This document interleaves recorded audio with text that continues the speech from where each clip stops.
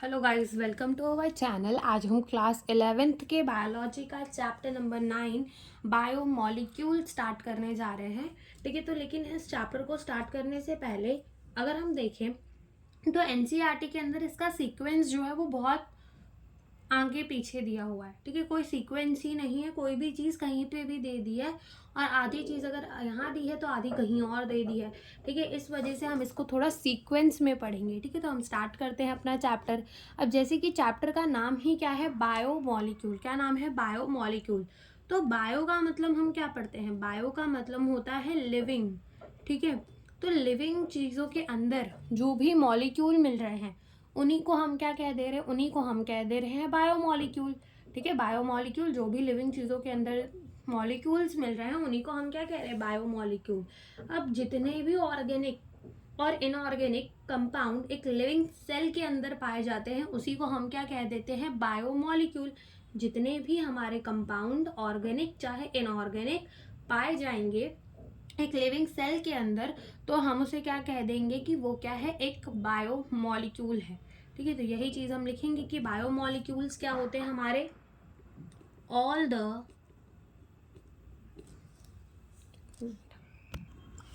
All the living all the organic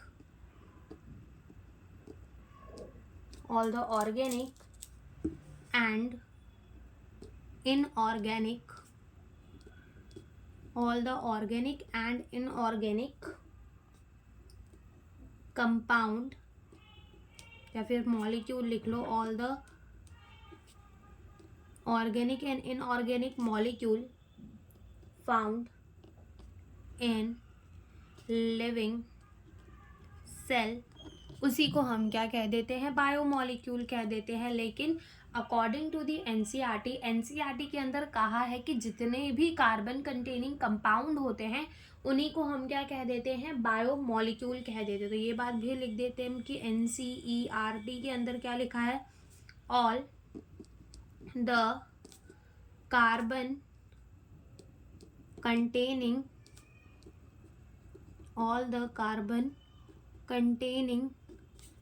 compound,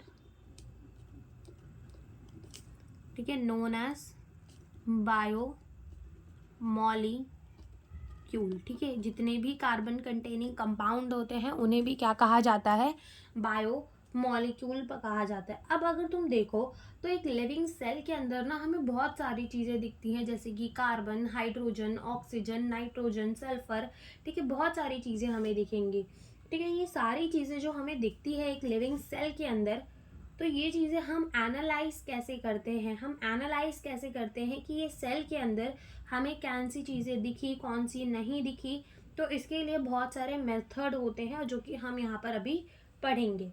तो हम लिखेंगे कि एक लिविंग सेल के अंदर, living cell has carbon, hydrogen, oxygen, nitrogen, sulphur etcetera, ये सारी चीज़ें होती है। बट हम इन्हें एनालाइज कैसे करें, तो यही बात हम भी लिखेंगे कि हाउ टू एनालाइज, कि हम इन्हें एनालाइज कैसे करें कि ये सारी चीज़ें भी प्रेजेंट है और किस तरीके से प्रेजेंट है। तो हाउ टू एनालाइज, तो इसके लिए सबसे पहला जो हमारा मेथड आता है वो ये आता है कि हम क्या करते हैं, हम है ना इसकी स्लरी बनाते हैं। ठीक है, स्लरी बनाते हैं और फिर ये सारी चीज़ें कर कर हम इसे एनालाइज करते हैं, तो वही चीज़ हम लिखते हैं। तो सबसे पहले अकॉर्डिंग टू दी एनसीईआरटी तुम कोई भी एक लिविंग टिश्यू ले लो, तुम कोई भी एक लिविंग टिश्यू का पीस ले लो, वो वेजिटेबल भी हो सकता है, वो लिवर भी हो सकता है, तो कोई भी एक लिविंग टिश्यू तुम ले लो। ठीक है, तो यहाँ पे हम भी लिखेंगे take a piece of living tissue. हमें क्या लेना है, एक पीस लेना है लिविंग टिश्यू का। अब वो कुछ भी हो सकता है, लिवर भी हो सकता है और वेजिटेबल भी। ठीक है, हमें क्या ले लेना है, कोई भी लिविंग टिश्यू का क्या ले लेना है, एक पीस ले लेना है। ठीक है, एक पीस का मतलब टुकड़ा ले लेना है कोई सी भी एक लिविंग टिश्यू का। अब क्या करना है, using the motor and the pastel. अब ये क्या होता है भाई, देखा होगा जिससे मम्मियाँ अदरक कूटती हैं उसे हम क्या कहते हैं, मोटार एंड पेस्टल। जैसे मार्बल का बना हुआ होता है कुछ ऐसा, आयुर्वेदा में बहुत यूज होता है, ठीक है।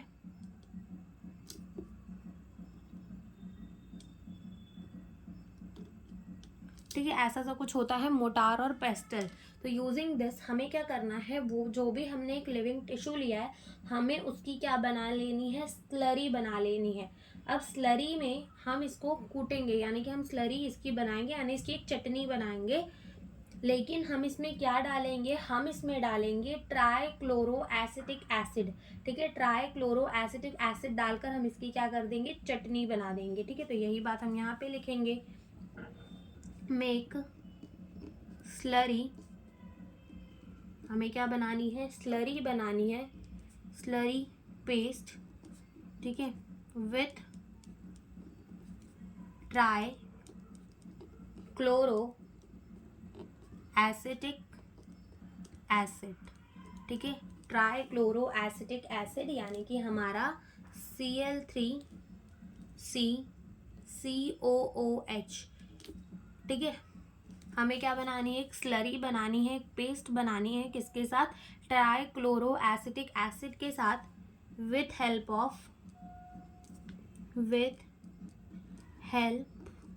ऑफ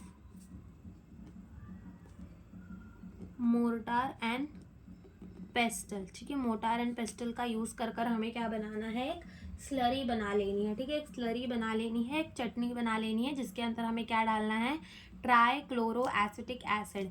अब इसके बाद हमें क्या करना है, इस स्लरी को एक चीज क्लोथ से, ठीक है, इस चीज क्लोथ से, यानी ऐसा मान लो किसी भी कपड़ा, ठीक है, एक कपड़ा ही होता है उसको चीज क्लोथ कहते हैं, तो उस चीज क्लोथ से हमें इसको क्या करना है, छान लेना है, ठीक है। हमें क्या करना है, छान लेना है। तो यही बात हम यहाँ पे लिखेंगे कि हमें क्या करना है, इसे छान लेना है, यूजिंग चीज क्लोथ, यूजिंग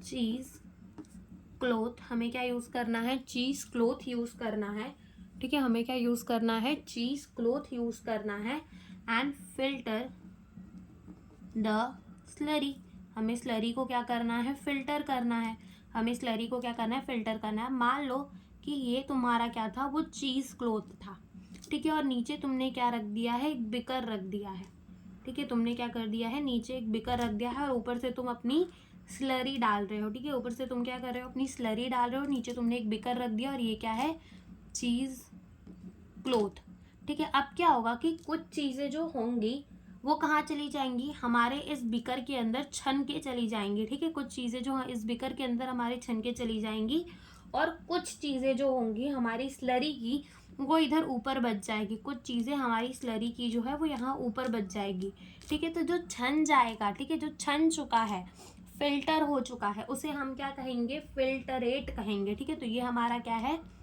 फिल्टरेट, ठीक है। ये हमारा क्या है, फिल्टरेट, जो चीज़ छन गई हम उसको क्या कहेंगे, फिल्टरेट कहेंगे। तो ये हमारा क्या है, फिल्टरेट। अब जो चीज़ें नहीं छनी, ठीक है, वो हमारा क्या हो जाएगा, रिटेंटेट, यानी कि वो जो है हमारा बच चुका है, तो हम उसको क्या कहेंगे, रिटेंटेट, ठीक है, रिटेंटेट कहेंगे। और जो फिल्टर हो चुका है उसको क्या कहेंगे, फिल्टरेट। अब ये जो फिल्टरेट था यानी कि जो छन चुका, तो ये छना है, इसका मतलब कहीं ना कहीं ये हमारे ट्राइक्लोरो एसिटिक एसिड में सोल्यूबल हो गया होगा, उसके अंदर घुल गया होगा, ठीक है। तो घुल गया होगा उसके अंदर, इसी वजह से हम इसको कह देते हैं एसिड सोल्यूबल पुल, यानी कि जो एसिड के अंदर सोल्यूबल हो चुका है, पुल का मतलब कंपाउंड, ठीक है। तो जो एसिड के अंदर सोल्यूबल हो चुका है वो कंपाउंड, तो ये हमारे क्या है, एसिड सोल्यूबल पूल, ठीक है। हम इसे क्या कहेंगे, एसिड सोल्यूबल पुल। और ये जो रिटेंटेट है, जो कि नहीं छना, ऊपर की तरफ रह चुका है, तो हम इसे क्या कहेंगे, एसिड इनसोल्यूबल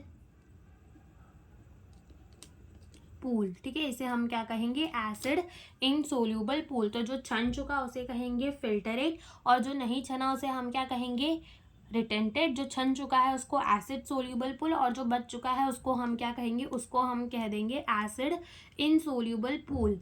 अब जो हमारा एसिड सोल्यूबल है, ठीक है, एसिड सोल्यूबल, और एक है हमारा एसिड इनसोल्यूबल, ठीक है। एक जो एसिड के अंदर घुल गया और एक जो है वो एसिड के अंदर नहीं घुला। तो जो हमारा एसिड में सॉल्व हो जाता है, ठीक है, एसिड में घुल जाता है, उसे हम कहते हैं कि वो है माइक्रोमोलिक्यूल। माइक्रोमोलिक्यूल क्यों? माइक्रो का मतलब होता है छोटा, यानी कि छोटे छोटे मॉलिक्यूल थे तभी तो ये छन गए चीज क्लोथ से, तो इसे हम क्या कहते हैं कि ये है हमारे माइक्रो मॉलिक्यूल। वेरएज ये जो होते हैं इनको हम कहते हैं मैक्रो मॉलिक्यूल, ठीक है। अब इसको माइक्रो का मतलब क्या होता है? स्मॉल, और मैक्रो का मतलब होता है बिग, ठीक है। तो ये हमारे क्या है? माइक्रो मॉलिक्यूल, यानी कि जो छोटे छोटे थे जो हमारे चीज क्लोथ से छन गए, और एक होते हैं हमारे मैक्रो मॉलिक्यूल, यानी कि बड़े बड़े मॉलिक्यूल जो कि हमारे चीज क्लोथ से नहीं छने। अब ये जो हमारे माइक्रो मॉलिक्यूल है, ये माइक्रो है यानी कि ये छोटे हैं, तो इनका कुछ साइज होता है, ठीक है। तो इनका जो साइज होता है वो 18 से 1800 डाल्टन, ठीक है, डाल्टन एक यूनिट होती है, तो 18 से 1800 डाल्टन तक रहता है। और जो भी 1000 डाल्टन के नीचे होता है ना, उसको हम क्या कह देते हैं? उसको हम कह देते हैं कि ये तो भाई हमारा क्या होगा? एसिड सोल्यूबल पुल के अंदर ही आएगा, ये तो हमारा क्या होगा? फिल्टरेट ही होगा, ठीक है। और जो ज्यादा होते हैं, मोर देन 10,000 डेल्टन, तो उनको हम कह देते हैं कि ये क्या है भाई? ये तो हमारा क्या है? मैक्रोमोलिक्यूल, ये हमारा एसिड इनसोल्यूबल पुल, ये हमारा रिटेंटेंट के अंदर ही आएगा। तो ये चीज भी हम लिखेंगे कि इनकी जो साइज होती है वो कितनी होती है? 18 से 1800 डाल्टन, और इनकी जो साइज होती है वो कितनी होती है? More than 10,000 Dalton. साथ ही साथ यहाँ पर जो होता है बिलो 1000 डाल्टन को भी हम क्या कहते हैं? एसिड सोल्यूबल पुल के अंदर ही रखते हैं। अब एसिड सोल्यूबल पुल के अंदर हमारी ऐसी चीजें होंगी, यानी कि बहुत छोटी छोटी चीजें होंगी, मोनोमर्स होंगे, ठीक है, मोनोमर्स होंगे। और एसिड इनसोल्यूबल के अंदर कौन होंगे? हमारे पॉलीमर्स होंगे, ठीक है। तो जैसे कि हमारे अमाइनो एसिड्स, ये हमारे किसके अंदर पाए जाएंगे? ये पाए जाएंगे किसके अंदर? एसिड सोल्यूबल, ये छोटे थे, एसिड में घुल गए, छन गए, तो माइक्रोमोलिक्यूल, ठीक है। और अगर हम देखें इसी का प्रोटीन, कि हमारे अमाइनो एसिड्स को ही जुड़ जुड़ कर क्या बनती है? प्रोटीन बनती है, तो प्रोटीन एक मैक्रोमोलिक्यूल हो गया। हमारे नाइट्रोजनस बेसेस हो गए, ठीक है, नाइट्रोजनस बेसेस ये हमारे क्या हो गए? ये हमारे माइक्रोमोलिक्यूल हो गए। वहीं अगर हम बात करें अपनी न्यूक्लिक एसिड की, न्यूक्लिक एसिड, तो ये हमारा क्या हो गया? एक मैक्रोमोलिक्यूल हो गया, ठीक है। अगर हम सिंपल शुगर की बात करें तो वो हमारे क्या हो जाते हैं? हमारे हो जाते हैं एसिड सोल्यूबल, यानी कि हमारे माइक्रोमोलिक्यूल। और वहीं अगर हम बात करें कॉम्प्लेक्स शुगर की, तो वो हमारे क्या हो जाते हैं? वो हो जाते हैं हमारे मैक्रोमोलिक्यूल, ठीक है। ऐसे ही जो हमारे न्यूक्लियोटाइड होते हैं वो हमारे क्या हो जाते हैं? न्यूक्लियोटाइड जो है वो हमारे किसके अंदर आ जाते हैं? वो आ जाते हैं हमारे माइक्रोमोलिक्यूल के अंदर। और यहाँ पर एक हमारा आता है लिपिड, क्या आता है? लिपिड, जो कि किसके अंदर आता है? मैक्रोमोलिक्यूल के अंदर। किसके अंदर आता है लिपिड? हमारा मैक्रोमोलिक्यूल के अंदर। अब यहाँ लिपिड के नीचे हम क्या करेंगे? एक लाइन बनाएंगे, साथ ही साथ एक स्टार बनाएंगे। क्यों? क्योंकि ये है एक एक्सेप्शन, देखिए ये क्या है? एक एक्सेप्शन है। अब ये एक्सेप्शन क्यों है? पहले हम लिख ही देते हैं कि ये एक एक्सेप्शन है। अब क्यों ये एक्सेप्शन है? देखो, लिपिड जो होता है ना, हम उसको स्ट्रिक्टली मैक्रोमोलिक्यूल नहीं कहते। क्यों नहीं कहते? क्योंकि इसका जो वेट होता है ना, इसकी जो वेट होती है, ठीक है, इसका जो साइज होता है वो लेस देन 1000 डाल्टन, यानी कि 1000 डाल्टन से भी कम होता है। लेस देन 1000 डाल्टन से भी कम होता है, तो ये तो हमारा माइक्रोमोलिक्यूल होना चाहिए, ठीक है। जब 1000 डाल्टन से भी कम है इसकी साइज, तो ये तो हमारा क्या होना चाहिए? माइक्रोमोलिक्यूल। फिर हम क्यों इसको मैक्रोमोलिक्यूल कह रहे हैं? क्योंकि अब हम इसका आगे समझेंगे, लेकिन हम लिख देते हैं कि लिपिड आर नॉट स्ट्रिक्टली, ये हमारा strictly not, or not strictly macromolecule. ये स्ट्रिक्टली तो हमारा मैक्रो मॉलिक्यूल नहीं है, बिकॉज इसकी जो साइज है, it's size is less than 1000 Dalton, ठीक है, लेस देन 1000 डाल्टन होती है। बट स्टिल ये कहाँ पाया जाता है? ये पाया जाता है एसिड इनसोल्यूबल पूल के अंदर, यानी कि रिटेंटेंट के अंदर, ठीक है। But still it is found in acid insoluble pool. लेकिन फिर भी ये कहाँ पाया जाता है? एसिड इनसोल्यूबल पूल के अंदर पाया जाता है, क्योंकि ये क्या बना लेता है? वेसिकल्स बना लेता है। क्या बना लेता है? वेसिकल्स बना लेता है। तो ये बात भी हम लिखेंगे कि लिपिड। अब अगर तुम देखो लिपिड, तो लिपिड पाए कहाँ जाते हैं, तुमने अगर cell the unit of life पढ़ी होगी तो वहाँ सेल मेम्ब्रेन का स्ट्रक्चर होता है कि हम कहते हैं कि जो हमारा सेल मेम्ब्रेन है वो लिपिड बाइलेयर से बना है। अब जैसे कि मान लो ये हमारी क्या है, प्लाज्मा मेम्ब्रेन, ठीक है। जो प्लाज्मा मेम्ब्रेन होती है वो किसकी बनी हुई होती है, लिपिड बाइलेयर की। तो क्या होता है कि एक जो है यहाँ पर हेड होता है, ये इसका टेल होता है, ठीक है। ये हेड होता है, ये इसका टेल होता है, यहाँ हेड, यहाँ टेल, यहाँ हेड, यहाँ टेल, यहाँ टेल। तो टेल अंदर की तरफ पाए जाते हैं और हेड कहाँ पाया जाता है, बाहर की तरफ, क्योंकि हेड जो है ना वो पानी को प्यार करता है और जो टेल है वो पानी से डरता है। तो जब हम इसकी चटनी बनाते हैं ना, जब हम इसका क्या बनाते हैं, पेस्ट बनाते हैं, तो पेस्ट में क्या होता है, साइटोप्लाज्म का भी जितना कंटेंट होता है सब कुछ बाहर आ जाता है सेल के। तो जब पेस्ट बनता है तो आजू बाजू भी क्या होता है, वाटर। अब ये टेल जो है वो वाटर से डरता है भाई, ठीक है, डरता है, हाइड्रोफोबिक है, वाटर से डरता है। तो वाटर से डरता है तो ये क्या करता है, कुछ इस तरीके से, वाटर से डरता है तो कुछ इस तरीके से ये क्या कर लेता है, वेसिकल्स बना लेता है। क्या बना लेता है, वेसिकल्स, ठीक है। ऐसे खुला खुला नहीं टूट पाता, ये क्या करता है, वेसिकल बना देता है। और टेल जो है इसके अंदर की तरफ छुप जाते हैं, ये क्या बना देता है, वेसिकल्स बना देता है। और इसी वजह से ये जो है हमारा कहाँ पाया जाता है, एसिड इनसोल्यूबल पूल के अंदर, यानी कि कहाँ पाया जाता है, रिटेंटेंट के अंदर पाया जाता है, क्योंकि ये क्या कर देता है, वेसिकल। तो हम यही बात लिखेंगे कि ये कहाँ पाया जाता है, एसिड इनसोल्यूबल पूल, ठीक है। दे फॉर्म क्या बना लेता है, वेसिकल, वेसिकल बना लेता है।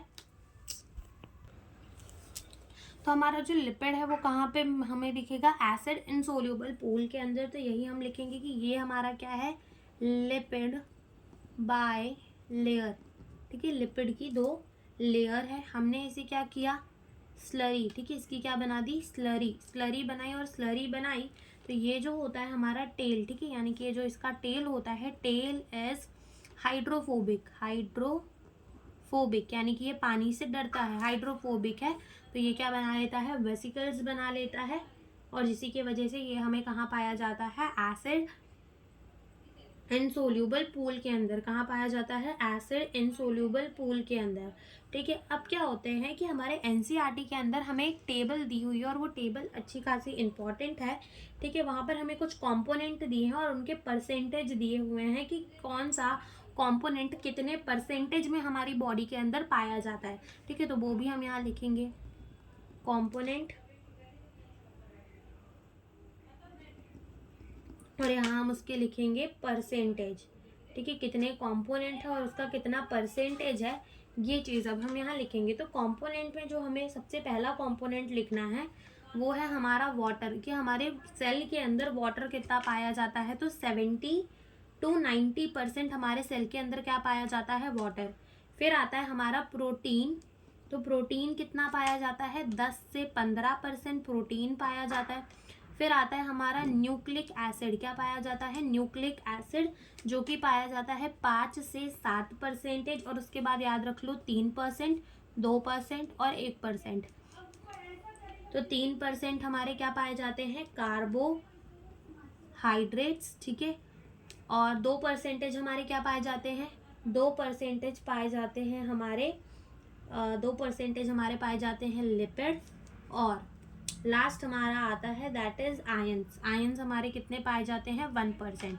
वाटर कितना पाया जाएगा, 70 to 90%, ठीक है, इसे याद ही करना पड़ेगा। प्रोटीन कितना पाया जाएगा, 10 से 15%। न्यूक्लिक एसिड 5 से 7%। कार्बोहाइड्रेट 3% पाए जाएंगे। लिपिड कितना पाया जाएगा, 2%। और आयंस कितने पाए जाएंगे, 1%, ठीक है। आयन कितने पाए जाएंगे, 1% जो है वो हमारे आयन पाए जाएंगे। अब जो हमारा एसिड सोल्यूबल पूल होता है ना, उसमें हमारा साइटोप्लाज्मिक कंटेंट जो है वो आता है, माइक्रो, जो छोटी छोटी चीज़ें होती हैं, माइक्रो मॉलिक्यूल, वो आता है। वैसे जो मैक्रो मॉलिक्यूल है ना वो साइटोप्लाज्म से भी आता है, साथ ही साथ ऑर्गेनल से भी आता है। कहाँ पर, हमारे एसिड इनसोल्यूबल पूल के अंदर, ठीक है। और एक और बात हमें यहाँ पे याद रखनी है, वो ये है कि CHONS, ठीक है, यानी कि carbon, hydrogen, oxygen, nitrogen and sulphur, ये सबसे ज़्यादा पाया जाता है ह्यूमन बॉडी के अंदर। कहाँ पाया जाता है सबसे ज़्यादा, ह्यूमन बॉडी के अंदर with respect to the earth crust, ठीक है। तो ये भी बात हम लिखेंगे, found more in human body, human body के अंदर ज़्यादा पाया जाता है, found more in human body than earth crust, ठीक है, अर्थ क्रस्ट से ज़्यादा कहाँ पाया जाता है, ये ह्यूमन बॉडी के अंदर जो है वो पाया जाता है। अब देखो क्या होता है कि अब हम करेंगे दूसरी टेस्ट जिसे हम कहते हैं ऐश एनालिसिस, ठीक है, ऐश एनालिसिस। अब ये टेस्ट क्यों किया जाता है, ये टेस्ट इसीलिए किया जाता है ताकि हम इनऑर्गेनिक कंपोनेंट की भी क्या कर पाए, स्टडी कर पाए, इनऑर्गेनिक कंपोनेंट जो है उन्हें भी पहचान पाए। उसके लिए हम क्या करते हैं, ऐश एनालिसिस टेस्ट। तो अभी ये भी हम लिखेंगे ऐश एनालिसिस टेस्ट। अब यहाँ पे ये ऐश कौन सी वाली है, राख वाली, ठीक है, राख जो होती है उसे हम क्या कहते हैं, ऐश। क्यों की जाती है, टू टेस्ट इनऑर्गेनिक, क्या टेस्ट करने के लिए, इनऑर्गेनिक कंपोनेंट, ठीक है, इनऑर्गेनिक कंपोनेंट को टेस्ट करने के लिए हम इसको क्या कहते हैं, ऐश एनालिसिस कहते हैं। अब क्या होता है इस टेस्ट के अंदर कि सबसे पहले हम अपना सेल लेते हैं और सेल को हम करते हैं वेट, हम उसका वेट करते हैं, उसका वज़न नापते हैं कि सेल का वज़न कितना है, तो हम उसका वेट करते हैं। वेट करने के बाद हम क्या करते हैं कि इसका जो भी वेट आता है हम उसको कहते हैं कि ये आया है वेट वेट। वेट का मतलब होता है गीला, ड्राई का मतलब होता है सूखा, तो ये आता है हमारे पास वेट वेट, ठीक है। यानी कि सेल के पास यहाँ पे इस समय क्या होता है, सेल हैज़ H2O, हमारे सेल के पास अच्छा खासा पानी होता है इस समय, तो हम कहते हैं कि वेट वेट सेल का आया है। अब हम क्या करते हैं, उसी सेल को हम करते हैं हीट करते हैं, ठीक है, हीट करते हैं, जिसके वजह से क्या होता है, H2O इवापरेट, ठीक है, जो हमारा वाटर है वो क्या कर जाता है, इवापरेट कर जाता है। और उसके बाद जो वेट आता है हम उसको क्या कहते हैं, ड्राई वेट। कि अब क्या आ चुका है, ड्राई वेट, यानी कि अब इसमें पानी नहीं है, क्या आ चुका है हमारा, ड्राई वेट। तो पहले हमने सेल को लिया, वेट किया, वेट वेट आया जिसमें वाटर था, फिर हमने उसको हीट किया, पानी इवापरेट हो गया, उसके बाद अगेन हमने उसको वेट किया, तो क्या आया उसका, ड्राई वेट। अब ड्राई वेट को हम क्या करते हैं, जो भी ड्राई वेट आता है सेल का, हम उस सेल को फिर बर्न कर देते हैं, यानी कि हम उसको जला देते हैं। और जैसे ही हम उसको जलाते हैं तो उसके अंदर का ऑर्गेनिक पार्ट जितना भी होता है वो जल जाता है, कार्बन जो है वो जल जाता है। तो यहाँ पर हम लिखेंगे ऑर्गेनिक पार्ट गॉन, ठीक है, यहाँ पर ऑर्गेनिक पार्ट जो है वो चला जाता है, सेल से जो ऑर्गेनिक पार्ट है वो चला जाता है। तो अब यहाँ पे हमारे पास बचती है ऐश, जो कि हमारी ज़िंदगी में नहीं। ऐश का मतलब क्या होता है, राख, ठीक है, तो ऐश बचती है यहाँ पर हमारे पास। और इसी ऐश को हम क्या कहते हैं, इनऑर्गेनिक कंपोनेंट, इसी को हम क्या कहते हैं, इनऑर्गेनिक कंपोनेंट, इसे हम क्या कहते हैं, इनऑर्गेनिक कंपोनेंट, ठीक है। ये जो बचता है हमारे पास उसी के अंदर हमारा इनऑर्गेनिक कंपोनेंट, उस ऐश के अंदर हमारा क्या बच जाता है, इनऑर्गेनिक कंपोनेंट बच जाता है। इसी ऐश से हम पता लगा लेते हैं कि क्या क्या इनऑर्गेनिक कंपोनेंट हमारे बॉडी के अंदर है। तो यहाँ पर हमें इनऑर्गेनिक कंपोनेंट देखने को मिलते हैं, जैसे कि कैल्शियम देखने को मिल जाता है, जैसे कि मैग्नीशियम देखने को मिल जाता है, साथ ही जैसे कि हमारा एक्सेट्रा, ये सारे इनऑर्गेनिक कंपाउंड्स जो है वो हमें देखने को मिल जाते हैं। और भी इनऑर्गेनिक कंपाउंड्स देखने को मिलते हैं, जैसे कि हमारा सल्फेट हो गया, फोस्फेट हो गया, तो वो हमें कहाँ देखने को मिलता है, एसिड सोल्यूबल पूल के अंदर देखने को मिलता है, एसिड सोल्यूबल फ्रैक्शन के अंदर हमें देखने को मिलता है। तो हम यहाँ पे लिख देते हैं एक नोट डालकर, इनऑर्गेनिक कंपाउंड लाइक अपना क्या, सल्फेट एंड अपना phosphate are also seen in acid soluble pool। Acid soluble pool के अंदर भी हमें ये कुछ इनऑर्गेनिक कंपाउंड जो है वो देखने को मिल जाते हैं। और ऐश के अंदर हमें क्या देखने को मिलेगा, कैल्शियम देखने को मिलेगा, मैग्नीशियम देखने को मिलेगा, ठीक है, ये सारी चीज़ें हमें ऐश के अंदर, राख के अंदर देखने को मिल जाएगी। तो ये हो गए हमारे टेस्ट। अब हम पढ़ेंगे मेटाबोलाइट्स के बारे में कि मेटाबोलाइट्स क्या होते हैं। तो सबसे पहले हम समझेंगे उससे पहले कि मेटाबॉलिज्म क्या होता है, ठीक है, तो वही हम यहाँ पर अब पढ़ेंगे। तो अब हम समझेंगे कि हमारा मेटाबोलाइट्स क्या होता है, ठीक है। तो अब हम मेटाबोलाइट्स को समझेंगे, मेटाबोलाइट्स। तो मेटाबोलाइट्स को समझने से पहले तो हम समझेंगे मेटाबॉलिज्म क्या होता है। मेटाबॉलिज्म का मतलब होता है sum total of all the reaction occurring in the body. उसके अंदर हमारी कैटाबॉलिक रिएक्शंस, यानी कि ऐसी रिएक्शन जिसमें हमारी कोई चीज़ टूट रही हो, कंपाउंड जो भी है हमारे बॉडी के अंदर का, वो कुछ टूट रहा हो और हमारी एनाबॉलिक यानी कि कुछ जुड़ रहा हो, ठीक है, उसी को हम क्या कह देते हैं, मेटाबॉलिज्म कह देते हैं। तो हम उसको क्या कहेंगे, sum total of all the reaction, sum total of all the reaction occurring in body, उसी को हम क्या कह देते हैं, मेटाबॉलिज्म। अब इस ऑल रिएक्शन के अंदर हमारी कैटाबॉलिक साथ ही साथ हमारी एनाबॉलिक दोनों ही रिएक्शन जो है वो आ जाती है, तो इसी को हम क्या कहते हैं, मेटाबॉलिज्म। अब इस रिएक्शन के दौरान जो प्रोडक्ट बनता है, इस रिएक्शन के दौरान जो प्रोडक्ट बनता है उसी को हम क्या कह देते हैं, मेटाबोलाइट्स कह देते हैं। प्रोडक्ट सब्सटेंस, उस प्रोडक्ट सब्सटेंस को ही हम क्या कह देते हैं, मेटाबोलाइट, ठीक है, क्या कह देते हैं, मेटाबोलाइट कह देते हैं, मेटाबोलाइट कह देते हैं उस प्रोडक्ट सब्सटेंस को, ठीक है, प्रोडक्ट सब्सटेंस को हम क्या कह देते हैं, metabolites.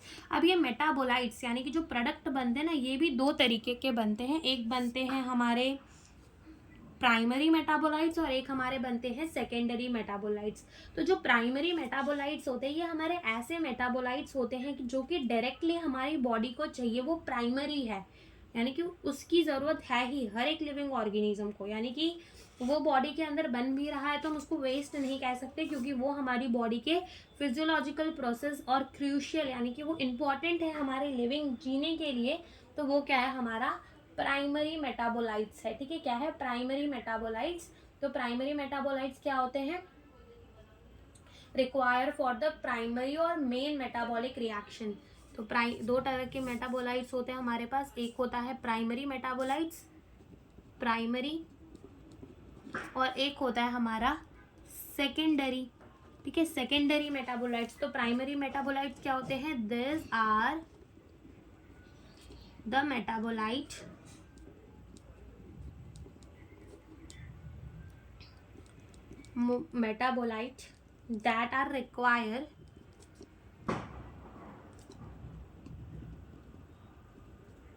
that are required for primary और मेन रिएक्शंस, ठीक है, प्राइमरी और मेन रिएक्शंस के लिए जो मेटाबोलाइट्स चाहिए वो primary metabolites.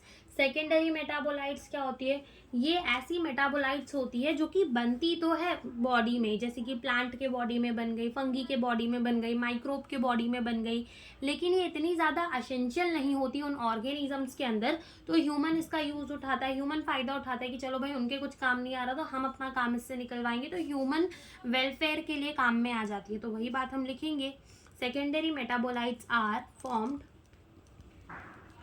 In body of some plant, fungi or microbe which is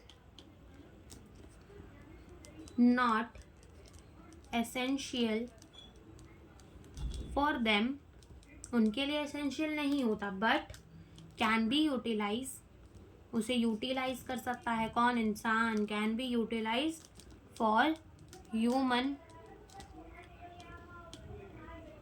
welfare, ठीक है, ह्यूमन वेलफेयर के लिए हम उसे यूटिलाइज कर सकते हैं, वो होते हैं हमारे सेकेंडरी मेटाबोलाइट्स। वो क्या होते हैं, हमारे सेकेंडरी मेटाबोलाइट्स। अब एनसीईआरटी के अंदर एक टेबल दी हुई है और जिसमें हमें कुछ सेकेंडरी मेटाबोलाइट्स के बारे में बताया गया है, तो वो टेबल हम लिखेंगे। तो सबसे पहले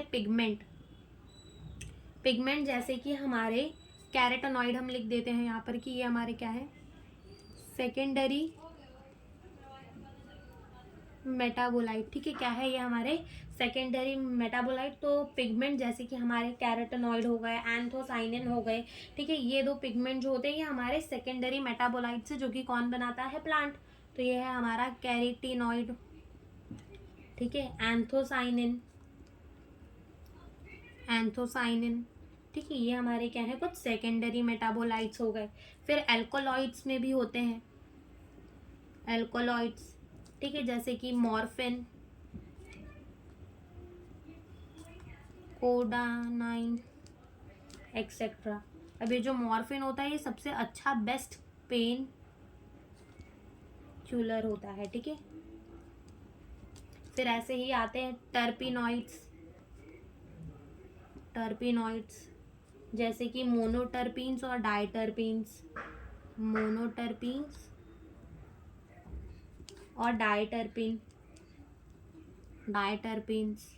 ठीक है। फिर उसके बाद एसेंशियल ऑयल हो गए कुछ हमारे, एसेंशियल ऑयल जैसे कि लेमन ग्रास ऑयल, ठीक है। फिर कुछ हमारे टॉक्सिन्स हो गए जैसे कि एब्रिन, राइसिन, ठीक है, कुछ हमारे टॉक्सिन हो गए।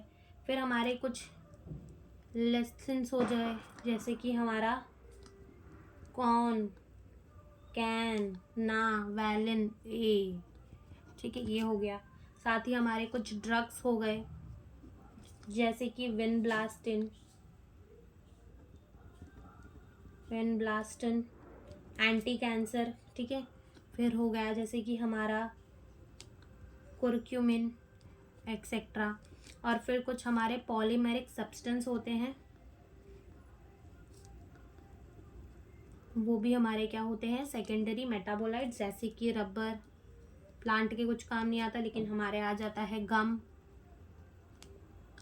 सेल्यूलोज, इसका पेपर बना दिया जाता है सेल्यूलोज का, ठीक है। प्लांट की काम नहीं आता लेकिन सेल्यूलोज का क्या बना दिया जाता है, पेपर बना दिया जाता है, ठीक है।